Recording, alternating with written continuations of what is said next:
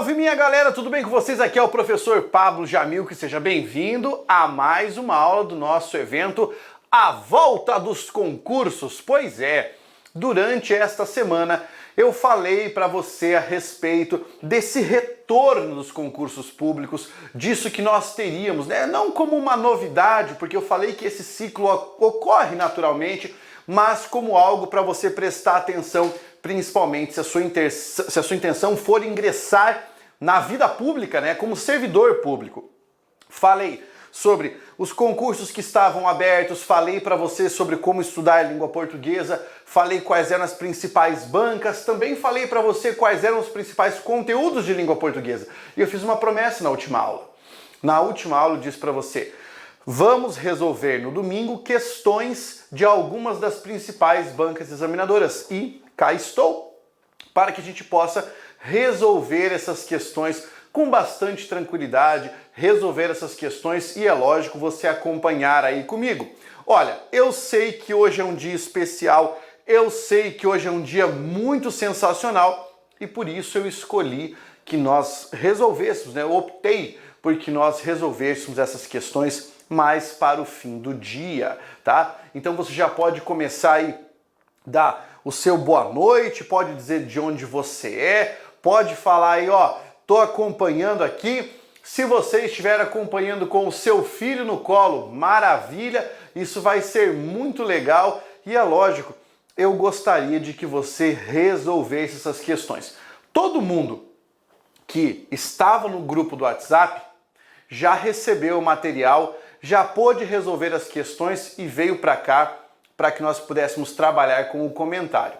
Pablo, eu não recebi o material, eu não tenho material. Na descrição do vídeo você terá, então basta você pegar e aí colocar na descrição do vídeo, clica aí, você tem tanto o link para você baixar o material e conseguir resolver as questões junto comigo, quanto o link para você entrar no grupo do WhatsApp. Pablo, por que importa eu entrar no grupo do WhatsApp? Simples, porque amanhã você terá a abertura das inscrições para o método Jamilk. E eu já falei para você, quem estiver no grupo terá acesso aos descontos e aos bônus. Por quê, Pablo? Porque tanto os descontos quanto os bônus são limitados, tá? Eles são limitados. Então apenas as 70 primeiras pessoas que fizerem a sua matrícula terão a possibilidade de fazer a matrícula com o desconto e terão a possibilidade de receber o meu livro de questões comentadas e um curso de redação. É isso mesmo. Então assim, ó, você já se programa. Pablo, quando vai ser a abertura? Vai ser amanhã às 8 da manhã. E é lógico, quem estiver nos grupos do WhatsApp vai receber o link uns minutinhos antes, que é para poder entrar. É para poder ter esse tempo hábil. Mas então fique esperto. A descrição está aqui embaixo, você clica para poder entrar no grupo do WhatsApp. Pablo, eu já estou no grupo do WhatsApp. Eu tenho que fazer isso de novo? Eu tenho que clicar de novo? Não, não precisa clicar de novo. Mas uma coisa bem inteligente que você pode fazer é, logo abaixo, tem um link que é do meu grupo do Telegram.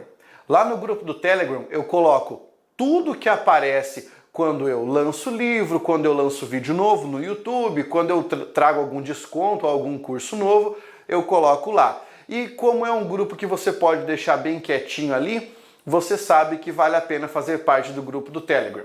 Pablo, eu quero saber se esse grupo do WhatsApp fica em conversaiada. Não, tanto que as pessoas nem podem mandar mensagem, só pode mandar mensagem à administração do grupo. Expliquei tudo isso agora, vamos descobrir o que é que a gente vai fazer hoje. Vou resolver questões de algumas das bancas principais, certo?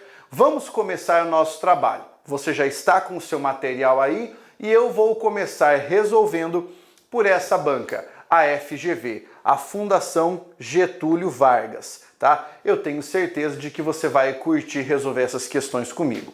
Vamos para a primeira questão. É minha opinião que não se deve dizer mal de ninguém, e ainda menos da polícia. A polícia é uma instituição necessária à ordem e à vida da cidade. Sobre a estruturação desse pensamento de Machado de Assis, a única observação correta é o quê? Então vamos lá. A primeira, há uma contradição lógica entre os dois períodos que compõem esse pensamento. Bem, o que é um período? O período vai até o ponto final. Então o primeiro período é esse aqui e o segundo período vai até aqui. Eles são contrários? É minha opinião que não se deve dizer mal de ninguém, e ainda menos da polícia. A polícia é uma instituição necessária à ordem e à vida da cidade. Esses pensamentos são contrários? Não. Então, não existe uma contradição lógica aqui. Portanto, a letra A está errada. Letra B. O texto mostra fraco poder argumentativo por tratar-se de uma opinião.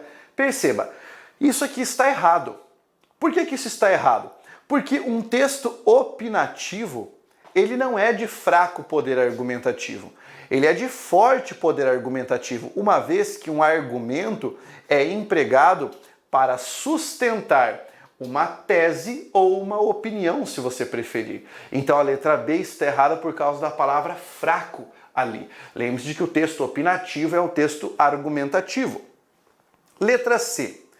O segundo período é uma explicação que justifica o período anterior. Bem, no primeiro período ele fala que nós não podemos falar mal da polícia. E no segundo ele diz que a polícia é uma instituição necessária à ordem e à vida da cidade. Então essa afirmação está correta. Muito bem. Letra D. O segmento "e ainda menos da polícia" retifica uma afirmação anterior? Errado. O que significa retifica, professor? Pensa na retífica do motor. Você não leva para uma retífica para arrumar o motor? Pois é, então ele não está arrumando o que foi dito, ele está justificando aquilo que foi dito. Portanto, a letra D está errada. Letra E. Os dois períodos do texto poderiam trocar de posição sem alteração do sentido global do texto. Na verdade, não poderiam. E essa explicação é simples. Uma vez que o segundo exemplo é uma justificativa do primeiro, se nós trocássemos a posição, nós não teríamos essa estruturação. A estruturação é opinião justificativa. Se nós alterássemos, seria uma frase solta e depois uma opinião, e não teria o mesmo efeito argumentativo. Por isso, a letra E está errada. E a questão número 2? Nós temos o mesmo texto, certo? Ao redigirmos um texto, devemos ter cuidado com a grafia das palavras empregadas. No caso do pensamento de Machado, há o emprego graficamente correto da palavra mal.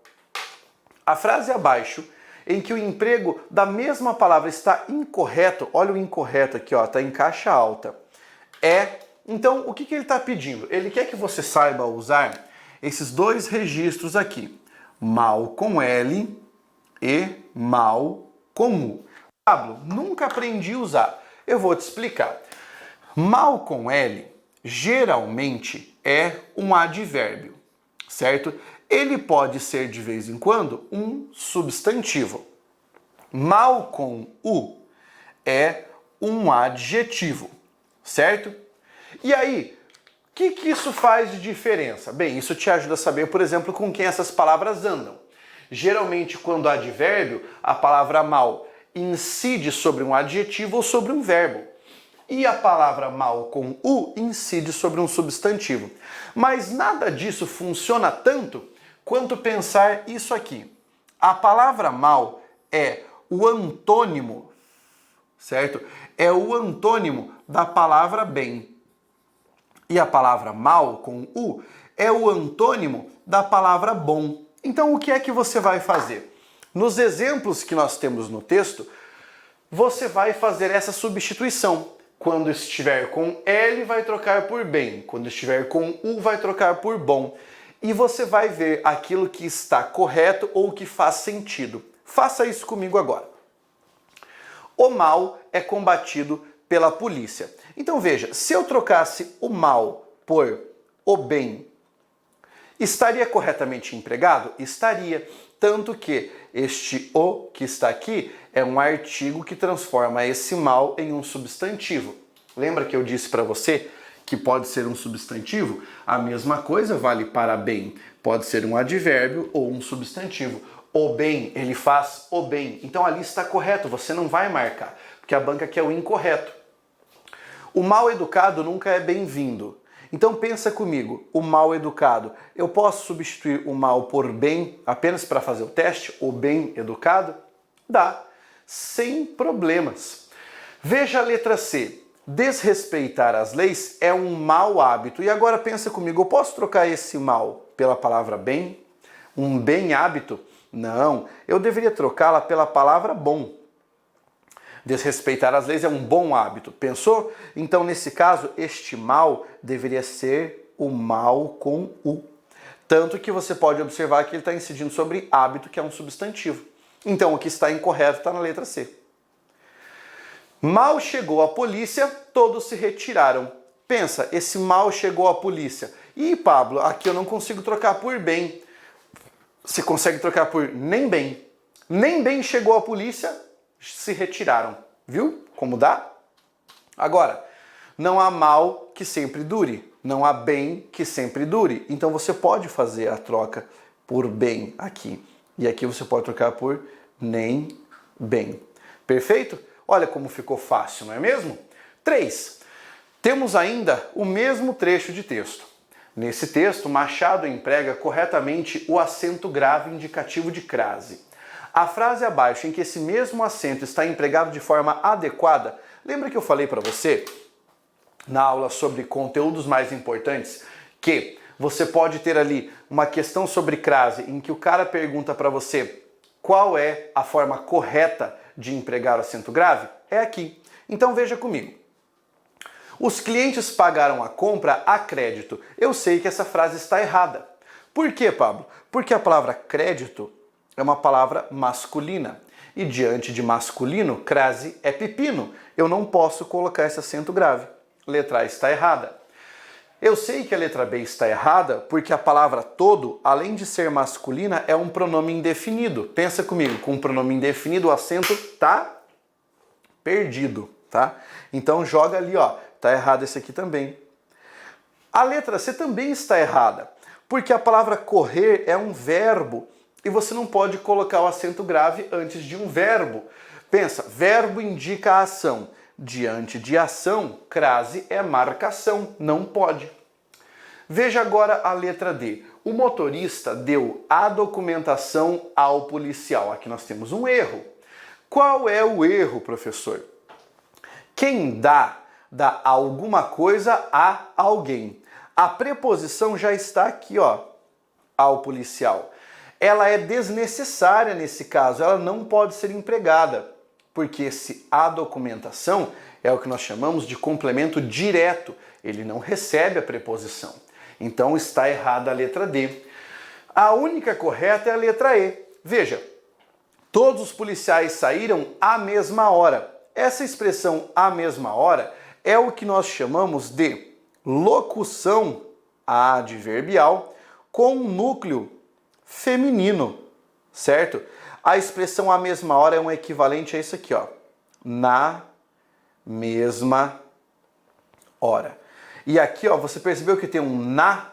Esse na é a preposição em mais o artigo a. Assim como no à mesma hora, você tem a preposição a mais o artigo a. Aqui eu quero fazer um comentário aos meus alunos que já estudam há mais tempo. Talvez você tenha vindo de outro curso ou, enfim, de outros vídeos e seja aquela pessoa com vícios, né? A pessoa com vício nesse momento fala assim: Pablo, mas eu não estou vendo o verbo pedir a preposição. Pois é, se você fosse aluno do método Jamilk, você saberia que numa locução adverbial, o verbo não pede a preposição. A preposição surge por uma questão morfológica, para estruturar uma locução adverbial. Isso você estuda aprofundando seus conhecimentos comigo dentro do método Jamilk. Então a resposta é letra E. Perfeito? Muito bem. E a número 4? Um escritor americano é autor da seguinte frase: não grite por socorro à noite, pode acordar os vizinhos. Tal frase apresenta um problema textual, que é, bem, qual é o problema dessa frase? Quando você grita por socorro, a intenção não é chamar a atenção de alguém? Pois é, e ele é incoerente, porque ele diz não grite à noite porque pode acordar os vizinhos, mas está gritando por socorro, a intenção é acordar os vizinhos. Então o problema aqui é falta de coerência. A resposta é a letra A. Mesmo porque não há inadequação vocabular, a pontuação está correta, não há ausência de coesão e não há desrespeito à norma culta. Vejamos a questão de número 5. Scotland Yard é o departamento de investigações criminais da Polícia Metropolitana de Londres. Seu nome vem do nome da rua onde funcionou seu primeiro quartel central e onde, por outro lado, localizou-se o palácio que utilizavam os reis da Escócia quando visitavam a Inglaterra. Muito bem. Qual é o objetivo desse texto? Tá? O objetivo desse texto é informar o que é a Scotland Yard? Não, tanto que você pode perceber que isso aqui está só na primeira parte do texto, certo? O objetivo vem depois, é explicar de onde surgiu o nome da Scotland Yard, justificar esse nome. Então, não é a letra A, não é retirar informações erradas, pode jogar aqui a letra C, ó. Justificar a denominação da instituição, divulgar informações turísticas interessantes, errado, e localizar a sede da Scotland Yard. Não, tá? Aqui ele está trazendo como informação mais importante a explicação a respeito de por que se chama Scotland Yard. Tudo bem? Joia. Você viu aqui 5 questões para você ter uma noção do que é a banca FGV. Agora, vamos observar outra banca examinadora. Como é que está indo até aí? Quero que você responda para mim. Estou entendendo, não estou entendendo? Diz aí. Estou entendendo? Estou acompanhando? Está fazendo sentido ou não? Tá? Próximo aqui, ó. VUNESP. Banca VUNESP. Então vem comigo. Temos um texto que vai basear nossa análise. Você percebeu que na FGV era um texto pequeno para cada questão. Aqui nós temos um texto maior para as questões da banca. Achados e perdidos. Generalizando e dando ao caso um toque emocional de exagero, levo metade do dia a procurar o que se extraviou na véspera. Não tentem ajudar-me, ó bem-amadas, pois não se trata de joias e, se por acaso eu as houvesse herdado, não teriam para mim outro valor senão de empenhá-las pouco a pouco. O que eu perco são coisas imponderáveis, suspiros não, mas pensamentos. Se assim posso chamar o que às vezes me borboleteia na cuca e que procuro transfixar no papel antes que um súbito buzinar ou britadeira as mate de nascença. E, enquanto procuro traçá-las a lápis no papel, pois graças a Deus não pertenço intelectualmente à era mecânica, às vezes me parece que, por exemplo, um manuscrito me saiu um garrancho, ou antes um garrancho que fez pender a linha dessas escrituras e, por conseguinte, a linha do pensamento. Estão vendo? Do que era mesmo que eu estava falando? Era dos papéis escritos, extraviados, esquecidos. Quem sabe lá como seriam bons. Quanto a este, que tive o cuidado de não perder, o melhor será colocá-lo no fim de 3 pontinhos as reticências. Ninguém sabe ao certo o que querem dizer reticências. Em todo caso, confio muito que esses 3 pontinhos misteriosos foram a maior conquista do pensamento ocidental. Um trechinho de texto do Mário Quintana. Agora vamos às questões associadas ao texto.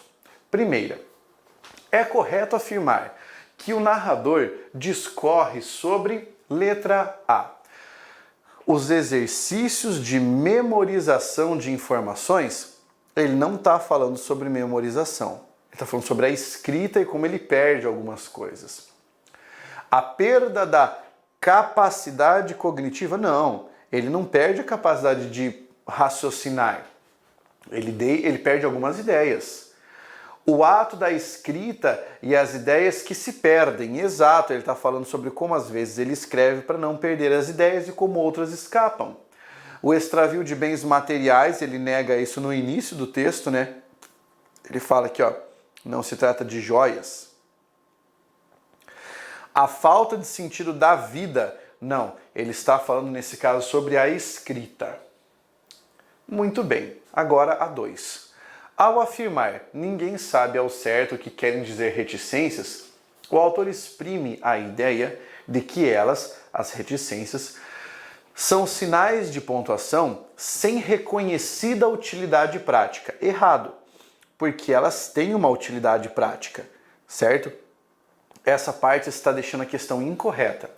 Veja bem, apontam para a sugestão de várias possibilidades de sentido. Isso está correto, porque ninguém sabe ao certo o que querem dizer as reticências, porque elas permitem um pensamento vago. Então isso é uma vastidão de ideias. São empregadas com preciso conhecimento de sua finalidade. Se fosse o preciso conhecimento, isso aqui não faria sentido na frase. Determinam a sequência dos textos coerentemente inacabados. Essa frase não está associada a essa ideia. Você precisa levar em consideração o pensamento que estava no texto e não aquilo que está fora do texto. Do contrário, você erra a questão. Interferem na leitura de modo prejudicial à compreensão. Não. Tanto é que ele fala no fim que essa foi talvez uma das maiores conquistas do Ocidente.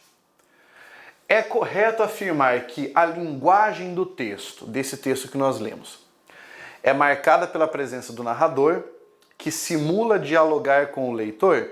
Perceba, aqui no começo, ó, ele fala, ó bem-amados, ele está dialogando com o autor, né? Aqui, ó, fazendo perguntas, aqui parece que aqui ele está dando respostas. Então ele simula um diálogo, é a presença do narrador, certo? Ele está ali presente no texto. Sugere distanciamento do narrador que se expressa com formalismo? Errado, ele não se expressa com formalismo. Ele diz que é caracterizado por objetividade? Não, ele é bem subjetivo e o tema não é polêmico. Expressa ideias incoerentes com termos eruditos e pouco usados? Não, ele não usa termos intelectuais e complexos. Aponta exposição didática de fatos do cotidiano. Ele não faz uma exposição didática. Aliás, ele está falando sobre como é que ele não consegue fazer isso, né? Muito bem. O trecho em que há palavras empregadas em sentido figurado, diferente do sentido real, sentido figurado. Vejamos.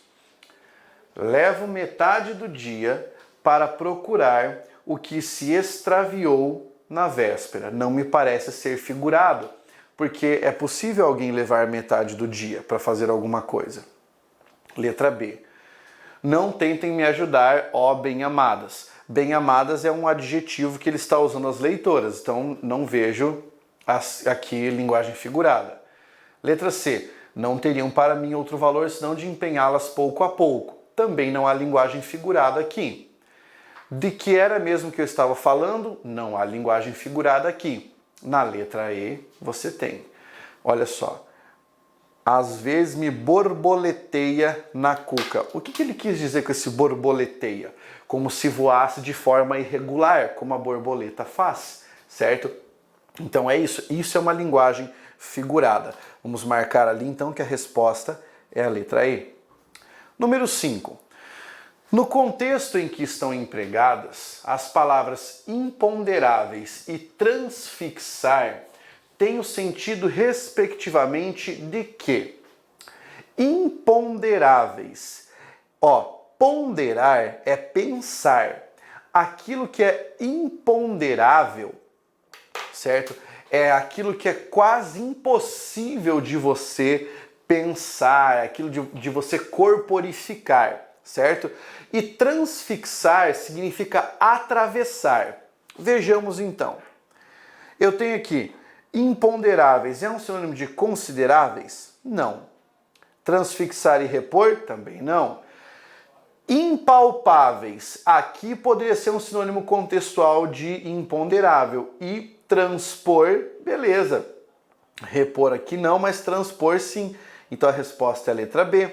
Transfixar não é colar, nem rabiscar, tampouco transferir. E assim nós eliminamos as demais. E a resposta é a letra B. Nós vimos aqui então essas 5 questões da banca VUNESP. Respira. O que você achou da VUNESP? Mais tranquila? A interpretação da VUNESP é muito mais tranquila do que a interpretação da banca FGV. Vamos dar uma olhada agora em outra banca examinadora. A banca que se chama Sesgran-Rio, beleza? Muito bem.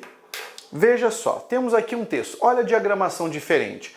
Diagramação com número de linhas. Texto. Mobilidade e acessibilidade desafiam cidades. A população do mundo chegou em 2011 à marca oficial de 7 bilhões de pessoas. Desse total, parte cada vez maior vive nas cidades. Em 2010, esse contingente superou os 50% dos habitantes do planeta. E até 2050, prevê-se que mais de 2/3 da população mundial será urbana. No Brasil, a população urbana já representa 84,4% do total, de acordo com o censo 2010. É preciso, então, que questões de mobilidade e acessibilidade urbana passem a ser discutidas. No passado, a noção de mobilidade era estreitamente ligada ao automóvel. Hoje, como resultado, os moradores de grande maioria das cidades brasileiras lidam diariamente com congestionamentos insuportáveis, que causam enormes perdas. Isso sem falar no alto índice de mortes em vias urbanas do país. Depreendemos daí que a dependência do automóvel como meio de transporte é um fator que impede a mobilidade urbana. É importante investir em infraestrutura pedestre, cicloviária e em sistemas mais eficazes e adequados de ônibus.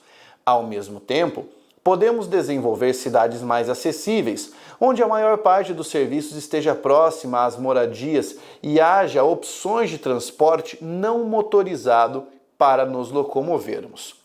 Muito bem, aqui está o texto e lá embaixo um glossário, para explicar algumas palavras. Primeira questão. No segundo parágrafo, o texto defende a necessidade de discutir questões relativas à mobilidade urbana. Antes disso, o texto refere-se a quê? Então, aqui ele fala sobre a mobilidade urbana. Antes disso, ele fala sobre quê? Sobre a população do mundo e sobre as pessoas vivendo nas cidades. Ou seja, a letra A. Ampliação da população urbana mundial. É o que está colocado aqui, quando ele fala sobre os 50%, que superou os 50%. Eliminamos todas as demais aqui, certo? Porque não é diminuição entre distâncias de casa e trabalho, não é imobilidade urbana, porque isso só vem depois, não é importância na infraestrutura, porque só vem depois, e não é a paralisação de trânsito, porque isso só aparece depois no texto. Veja como muita gente poderia errar. Se o cara não tivesse lido o antes disso, ele ia ficar confuso na questão. 2. O quarto parágrafo do texto aborda o quê? Vamos lá então. Primeiro, segundo, terceiro e quarto parágrafo. Ele está falando do investimento na infraestrutura pedestre, cicloviária e sistemas de ônibus. Muito bem.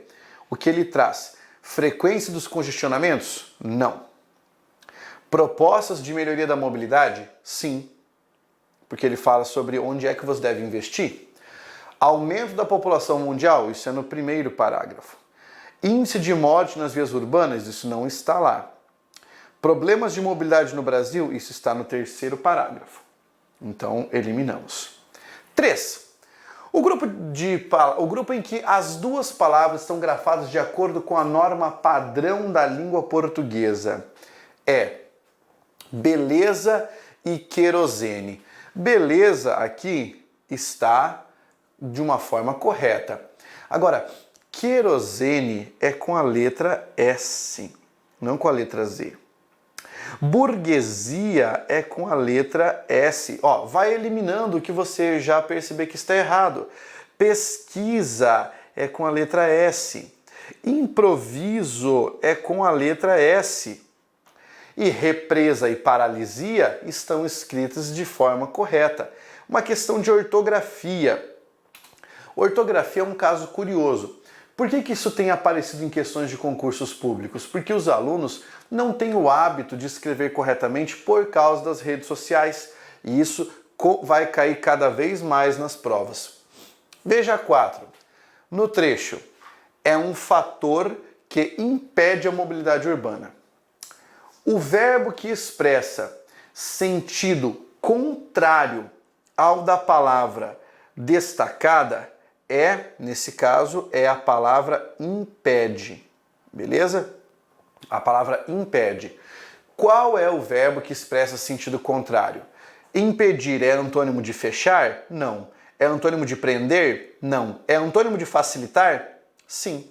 Aqui nós temos uma palavra que é um antônimo de impedir. Não é de atrapalhar, nem de interromper. Então aqui uma questão de semântica. Número 5.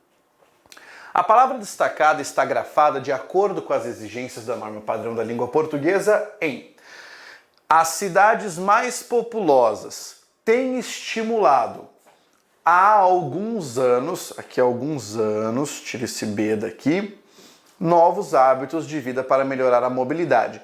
Este aqui, este A, está indicando tempo. E quando você utilizar o verbo haver para indicar tempo, ele vai ser escrito assim mesmo. É com H e com acento. Pode marcar que a resposta é a letra A. Perceba que na letra B, ele escreveu há algum tempo, e eu falei para você, se for na noção de tempo, é com H, certo? Agora, vai ser com H quando o tempo já passou, quando for tempo passado. Quando for o tempo futuro, você usa o A simplesmente. Só o A, preposição, sem acento, sem nada. Veja, daqui a algumas gerações. Não, é daqui a algumas gerações, porque você só usa a preposição aqui. Olha aqui, a cada dia. Veja, não é tempo passado aqui. Essa é uma locução adverbial de tempo e você usa somente o a. A cada dia, a cada semana, não é o verbo haver aqui. Aqui você tem o verbo haver indicando o tempo passado, então é com H. Perfeito? Olha que tranquilo foi resolver. Ces Gran Rio já foi. E vocês aí estão pensando, cara, que outra banca examinadora vem agora? Tenho certeza. Lógico, se você já tiver o material, você já sabe, né? Mas vamos lá então. Qual é a banca examinadora agora? CESP. Lembrando que é CESP ou Sebrasp, certo? Muito bem. Nós temos um texto aqui, vamos ler e vamos responder essas questões com base no texto lido. Viver em uma cidade ou no campo tem diferenças bem definidas em várias áreas, como mercado de trabalho, opções de lazer e transporte. Mas o que um novo estudo descobriu é que o ambiente em que você cresce também tem influência nas suas habilidades de localização, e esse efeito varia de país para país. Na pesquisa, os estudiosos analisaram dados de um jogo de celular para aferir a habilidade de navegação espacial das pessoas. No game, os jogadores controlam um barco e têm que memorizar um mapa do mar onde há certos locais marcados. Eles então têm que seguir o caminho guiados apenas pela memória, passando pelos objetivos invisíveis antes de cruzar a linha de chegada. A pesquisa envolveu mais de 440 mil pessoas de 38 países. Além da jogatina, os pesquisadores também aplicaram um questionário e coletaram dados sobre os participantes, como idade, gênero, nível educacional e local de origem. Os resultados mostraram que pessoas que haviam crescido em cidades erravam muito mais no game, enquanto quem era de áreas rurais ou vilarejos tinha uma taxa de acerto maior. E isso se manteve, independentemente de correções de outros fatores, como idade ou gênero. Estudos anteriores da mesma equipe mostraram que a correlação entre as habilidades de navegação das pessoas no jogo e na vida real, como se localizar em uma cidade, por exemplo. A diferença entre moradores urbanos e rurais foi maior nos Estados Unidos da América, onde as cidades costumam ter formato de grade, com ruas paralelas e perpendiculares. Já na Europa, onde as cidades são mais irregulares, a diferença entre pessoas oriundas de zonas urbanas e pessoas vindas de zonas rurais foi maior. O estudo não estabeleceu os motivos por trás do resultado, mas dá para teorizar. Embora as cidades possam passar a impressão de serem mais confusas e caóticas do que as tranquilas zonas rurais, elas estão cheias de elementos e recursos de localização. Placas, nomes de ruas, normas de trânsito, etc. Também oferecem meios de transporte, como ônibus ou metrô, em que você não precisa memorizar o caminho, somente os pontos inicial e final. Talvez tudo isso, a longo prazo, acabe prejudicando o desenvolvimento da capacidade de se orientar. Já em áreas rurais ou vilarejos, sem essas ajudas, o jeito é aprender na marra mesmo. Você viu a diferença de texto? Agora você vai ver a diferença de questão. Depreende-se do texto que fatores como idade e gênero têm impacto semelhante ao impacto do local de habitação no que se refere à medida das habilidades de localização das pessoas. Olha que interessante. No texto, ele fala aqui, aplicaram questionários e coletaram dados de idade, gênero, nível educacional e origem. Os resultados mostram que pessoas haviam crescido em cidades e erravam mais que no game, certo? E isso se manteve independentemente de outros fatores, como idade e gênero. Então ele está dizendo aqui, teve impacto semelhante? Não! O que teve impacto semelhante o que teve impacto importante era o local de habitação. Idade e gênero foram praticamente irrelevantes. Então essa questão está errada. Como é que você faz para responder isso? Volta ao texto e verifica se é possível tirar essa conclusão. Ele falou que era independente de idade e gênero e falou que no outro caso você tinha ali um impacto que era muito grande, o local de origem dessas pessoas, o local de habitação. Então essa aqui está errada. 2. De acordo com o texto, os meios de transporte e o aparato de sinalização urbana podem debilitar o desenvolvimento de um senso de orientação espacial mais acurado. Olha aqui, também oferecem meios de transporte, certo? Talvez isso acabe prejudicando o desenvolvimento das capacidades de se orientar. Isso está certo. O que é debilitar? Deixar fraco o desenvolvimento do senso de orientação espacial. Questão correta. 3. Infere-se dos dois últimos parágrafos do texto que quanto mais organizado o formato da cidade, piores serão as habilidades de navegação de seus habitantes. Exatamente. Aqui ele fala o formato da cidade e aqui ele fala sobre o que é que as cidades oferecem. Depois ele fala que nas áreas rurais, sem ajudas, você aprende na marra e acaba aprendendo de forma mais eficaz. Então, a resposta é correta. 4. Sendo uma reportagem de divulgação científica, o texto apresenta uma estrutura tipológica essencialmente argumentativa. Isso está errado. Por quê? Porque como se trata de uma reportagem de divulgação científica, o texto não é argumentativo, ele é expositivo. Ele traz o resultado de uma pesquisa, ele informa você a respeito de uma pesquisa. Ele não emite uma opinião, então não é argumentativo, é expositivo. Número 5. A expressão "esse efeito" faz referência à relação entre local de moradia e habilidade de localização. estabelecida anteriormente. Vamos ver lá na linha 5. Olha só, linha 5. E esse efeito varia. Que efeito? Volta até aqui esse período. Ó. O que um novo estudo descobriu é que o ambiente em que você cresce também tem influência nas habilidades de localização. Esse efeito. Qual é o efeito? É a relação entre o local de moradia, o ambiente que você cresce, e a habilidade de localização. Então essa questão está certa. O que é que você tem nas questões do CESP? Você tem que ficar voltando para o texto. Lógico, aqui eu tratei muito mais de interpretação de textos, né, do CESP. Pouca gramática, porque eu resolvi só 5 questões. Vamos dar uma olhada agora na outra banca examinadora que vamos enfrentar. Banca FCC, Fundação Carlos Chagas. Vamos lá, quero que você venha comigo. Para o texto, beleza? Então, vamos lá. A morte e a morte do poeta. Ao ler o seu necrológio no jornal do outro dia, o pianista Marcos Rezende primeiro tratou de verificar que estava vivo, bem vivo. Em seguida, gravou uma mensagem na sua secretária eletrônica. Hoje é dia 27 e eu não morri. Não posso atender porque estou na outra linha dando a mesma explicação. Quando li esta nota, me lembrei de como tudo neste mundo caminha cada vez mais depressa. Em 1862, chegou aqui a notícia da morte de Gonçalves Dias. O poeta estava a bordo do Grand Condé havia 55 dias. O Brig chegou a Marselha com um morto a bordo.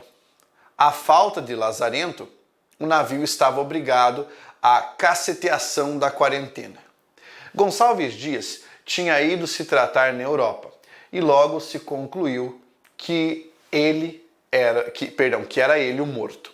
A notícia chegou ao Instituto Histórico durante uma sessão presidida por Dom Pedro II.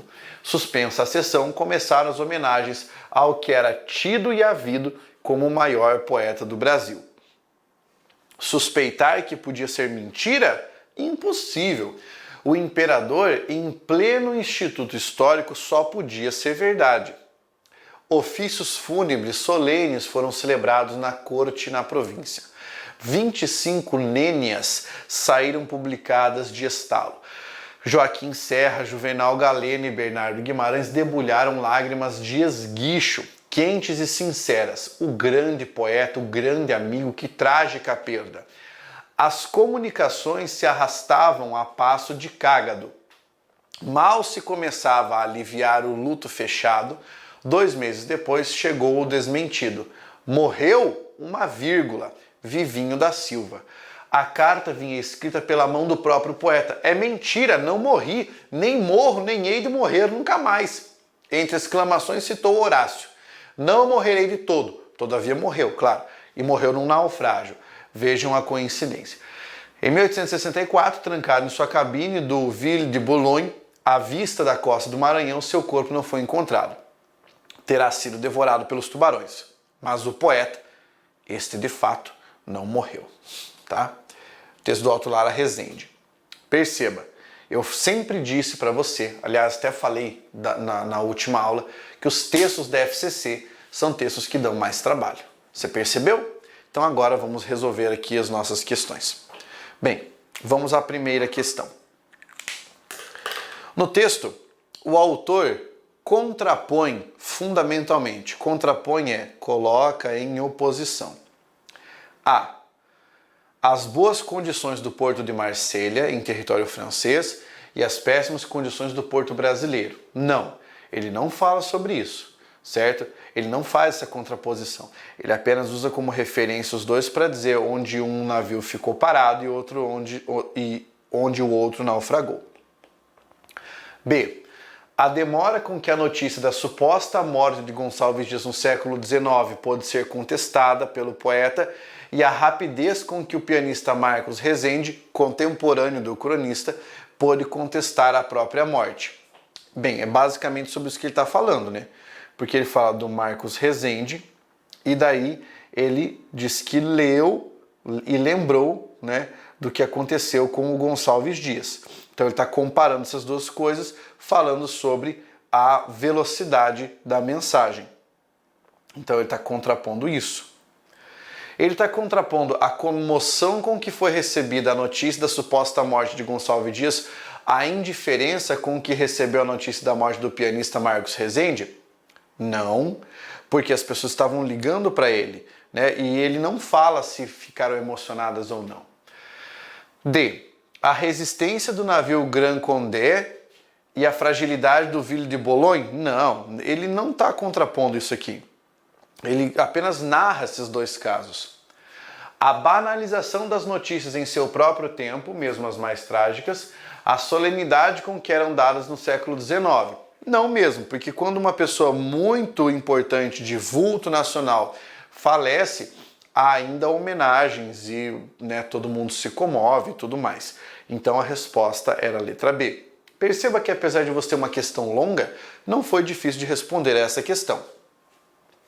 De acordo com o texto, a falsa notícia da morte de Gonçalves Dias teria se originado de uma conjunção de acontecimentos que incluem o quê? A morte de um passageiro no navio em que ele viajava e a impossibilidade dos passageiros do navio de cumprirem o período de quarentena em terra e a motivação da viagem do poeta para a Europa. Veja, ele explica aqui, ele estava a bordo do Grand Condé, certo? Daí ele fala que o navio chegou a Marselha com um morto a bordo. E aí não havia, eu li Lazareto, mas é Lazareto, né? Não havia Lazareto. Então ele teve que esperar, né, na água. O pessoal não pôde ir para a terra. E aí ele tinha ido se tratar. Então as pessoas somaram essas informações. Morreu alguém, o cara foi se tratar, com certeza foi o Gonçalves Dias, então já deram como morto. Essa conjunção de fatores aqui, que muitas vezes as pessoas acabam fazendo ainda hoje, né? A inexistência de Lazareto, não era inexistência, não havia disponibilidade, então eliminamos. A impossibilidade dos passageiros do navio de cumprirem o período de quarentena na Terra, a presença do imperador no Instituto, tá, mas a presença do imperador do Instituto não era um ponto-chave para pensar que ele morreu. A morte de um passageiro no navio em que ele viajava, a motivação da viagem e as falhas de comunicação, tá, isso aqui não tá, isso aqui não. A inexistência de Lazareto no Grand Condé, na verdade o Lazareto não havia, pelo que nós lemos no texto, ó, a falta de Lazareto, ele não fala onde estava faltando, não dá para saber se era no navio, né, ou se, enfim, é em qualquer lugar. E ele fala que é no Grand Condé. Muito bem. Só para eliminar aqui. Eu sempre falo que você tem que eliminar todas as alternativas antes de ir adiante. Agora, nós vamos para a questão 3, que é uma questão muito típica da banca FCC. Considerando-se o contexto, o segmento cujo sentido está adequadamente expresso em outras palavras é... Preste atenção. Para esse tipo de questão da FCC, você tem que buscar sinônimos que ficam dos dois lados. Então, uma palavra como sinônima de outra, certo? Você vai ver como é que eu resolvo, você vai conseguir resolver. Entre exclamações, citou. Em meio aos brados, parodiou. Citar é falar exatamente o que a pessoa disse. Parodiar é fazer uma paródia. Paródia é geralmente humorística. Então, não é o mesmo sentido. A letra A está errada. Ofícios fúnebres.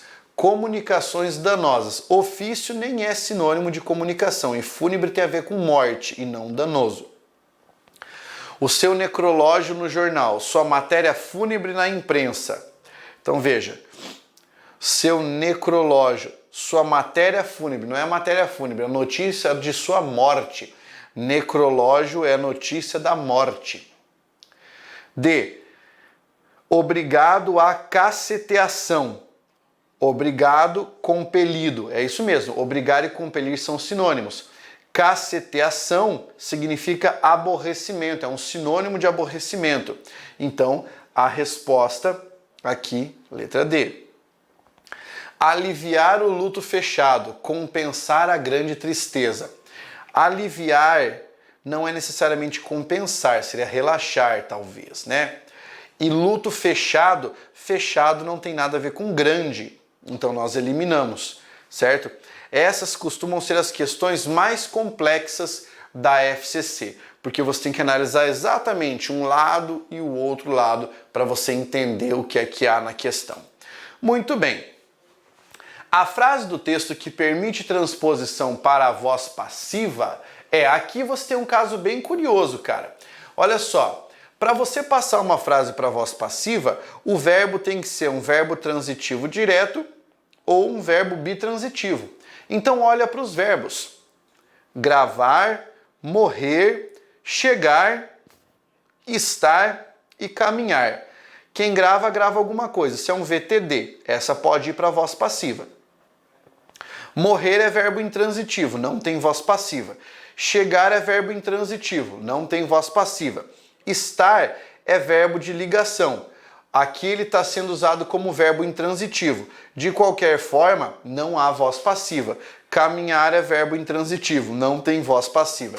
Essa é a questão que você resolve mais rapidamente. Claro, se você tiver as manhas, né? E como é que você adquire as manhas? Estudando no método Jamilk. Então, voz passiva é para verbo transitivo direto ou verbo bitransitivo. Resposta para essa era a letra A.